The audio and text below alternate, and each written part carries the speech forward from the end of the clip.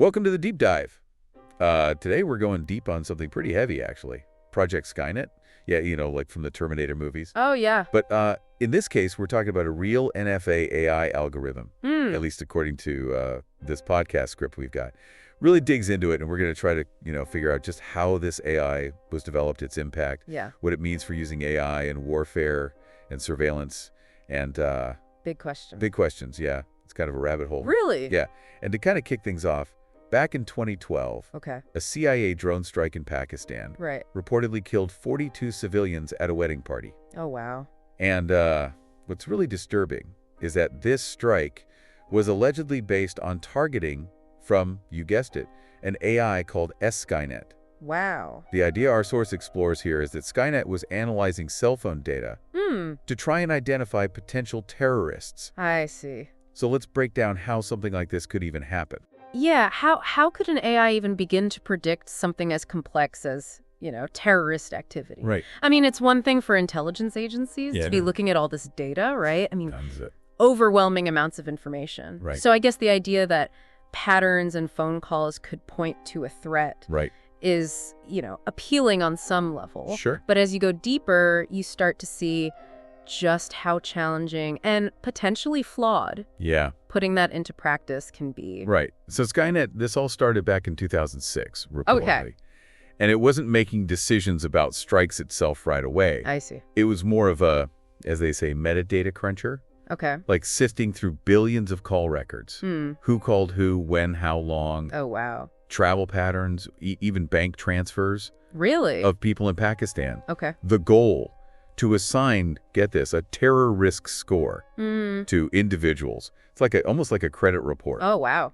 But instead of judging, your financial reliability, it's assessing how likely you are to be a terrorist. Yeah, that's a pretty intense comparison. A credit report. Yeah. We all kind of know how those work, at least generally. Sure, yeah. You have a financial history, it gets judged. Right. But then you take that logic and apply it to terrorism risk. Terrorism. That's a huge leap. Yeah. I mean, you're bound to have all sorts of inaccuracies and biases. Right. Like, what specific data are you even looking at? Right. How much weight do you give to each piece? Yeah. These are all things that have serious real-world consequences. Absolutely. And this is where things get really interesting. Okay. And honestly, pretty disturbing. Okay. The source gives us this specific example of how SKYNET operated. It would actually flag people who changed their SIM cards a lot as being high risk. Oh, interesting. And they even show this visual of, suspect hashtag so-and-so. Oh, wow. With like a 72% terror risk score. Really? And the main reason listed is frequent SIM card swaps. So what they're basically saying is that changing SIM cards frequently equals terrorist activity. Pretty much. I mean, I can see how that might be a red flag in some cases.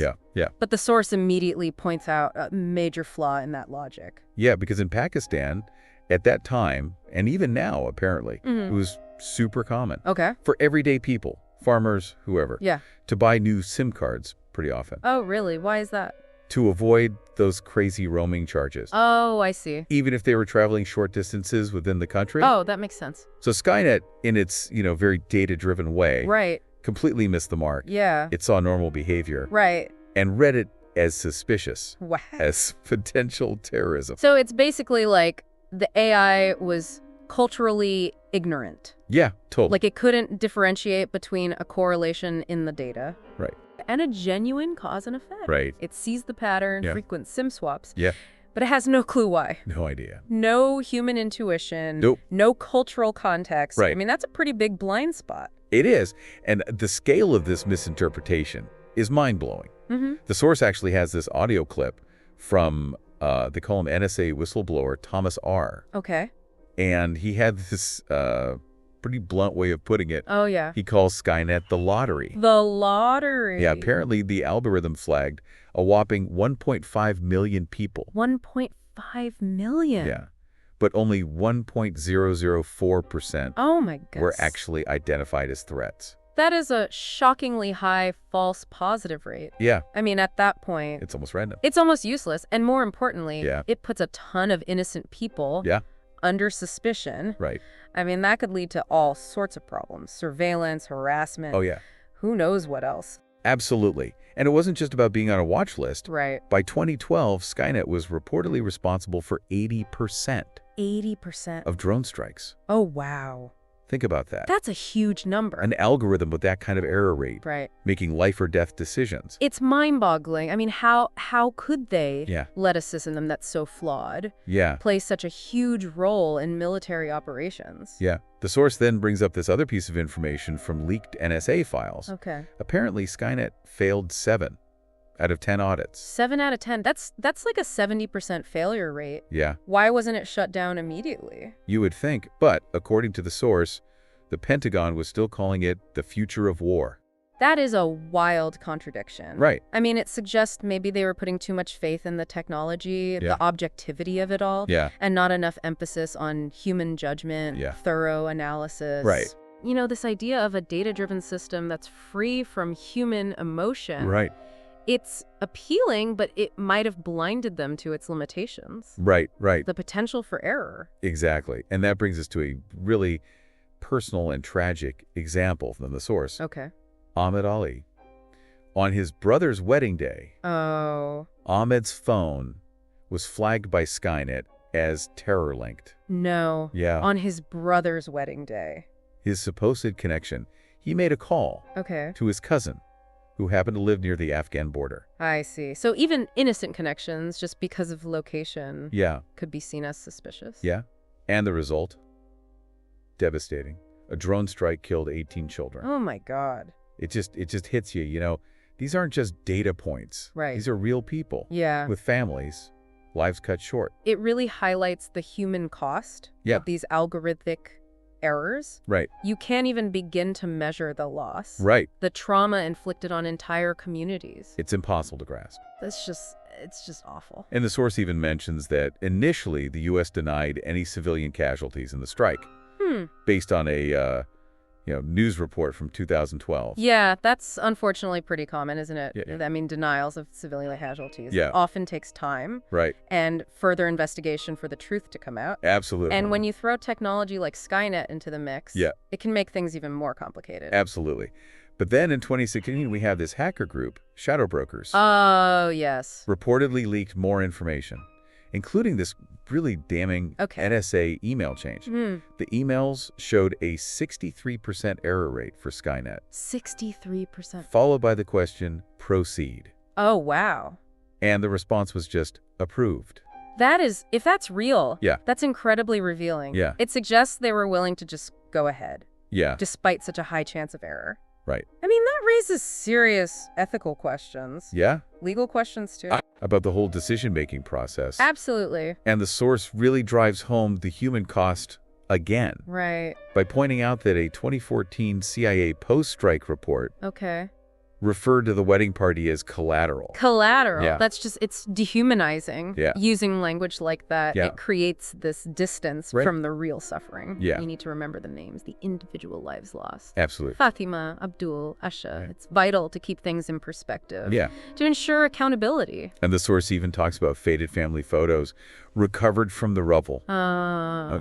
Like a tangible representation Yeah. of this loss. It's those personal details Yeah. that really bring it home. Yeah. These aren't just abstract data points. They're real people with lives. Yeah. Okay, so now we're moving into what the source calls a cover-up. A cover-up. Yeah.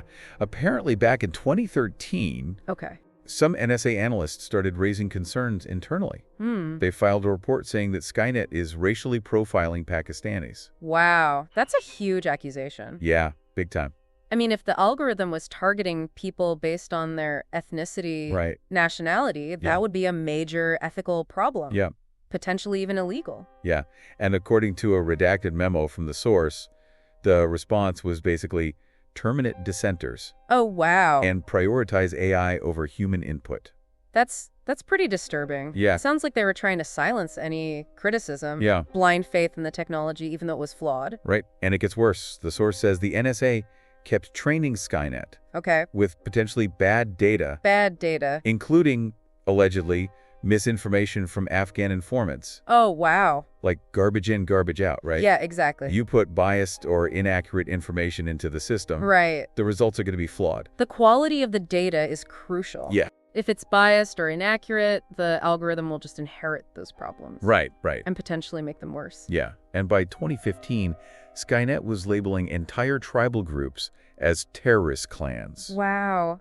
That is such an oversimplification. Yeah. It just goes to show how incapable the algorithm was of understanding complex social structures. Right. To label a whole group as inherently terrorist based on some algorithm. That's dangerous. Right. It ignores the real social and political dynamics. Yeah. And it could lead to like collective punishment. Yeah. More instability in the region. And the source includes this account from a former drone pilot, Maya S. Okay. She said they bombed the same villages repeatedly. Oh my goodness. Because the AI kept finding new targets, which she later realized was just recycling old data. That is horrifying. Yeah. A feedback loop of errors. Yeah. Just leading to more harm. Yeah. It sounds like the AI wasn't learning.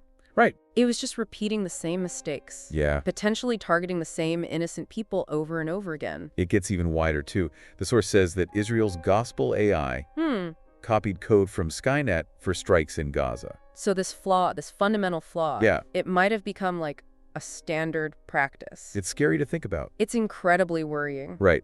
Okay, so now we're in the final act of this story. Okay. Things take an even more alarming turn. Really? How? In 2022, a former SKYNET engineer reportedly left a USB drive in Karachi with 4.2 million Pakistani profiles. 4.2 million? Marked terrorist by the AI. That is a huge number of people. Yeah. I mean, to have a list that big generated by an algorithm we know is flawed. Yep. It's very concerning. It's really disturbing. And it wasn't just suspected militants on this list. Okay. It had the names of ordinary people. Teachers, doctors, activists. Wow. Anyone could be misidentified. It really shows you how indiscriminate this algorithm was. Yeah. How easy it would be to catch innocent people in its net. Absolutely. And the source gives this really specific example. A U.S. ally in Islamabad got a 91% terror risk score. Wow. Just for texting a journalist. Seriously. Yeah. This led to his arrest. That is terrifying. It shows you the real consequences. Yeah. For people flagged by this AI. It's not just theoretical. Right. It's impacting people's lives right now. And maybe the most unsettling thing of all is that the whistleblower claims SKYNET is still active. What? Under a new name. Seriously. SENTRY. Wow. And it's allegedly being used to target Yemen with an even worse error rate. If that's true, it seems like they haven't learned anything from the SKYNET experience. I mean, this could be happening all over again. Exactly. So as we wrap up this deep dive, we're left with a really important question. Okay. Was SKYNET just a technological screw-up? A glitch?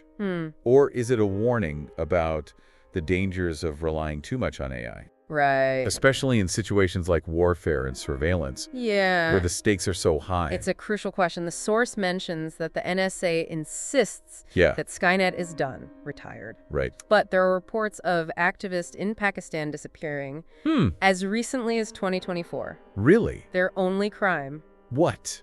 Owning a phone. Seriously. It makes you wonder if SKYNET or something very similar is still out there. Yeah. The source ends with this AI voiceover. Okay. All distorted, saying, targets confirmed, commencing termination. That is chilling. Chilling, right. It's a reminder of how easy it is to dehumanize with this kind of technology. Right. To detach from the real human cost of decisions made by machines. And this final message from the source, it really gets you thinking. Oh, yeah.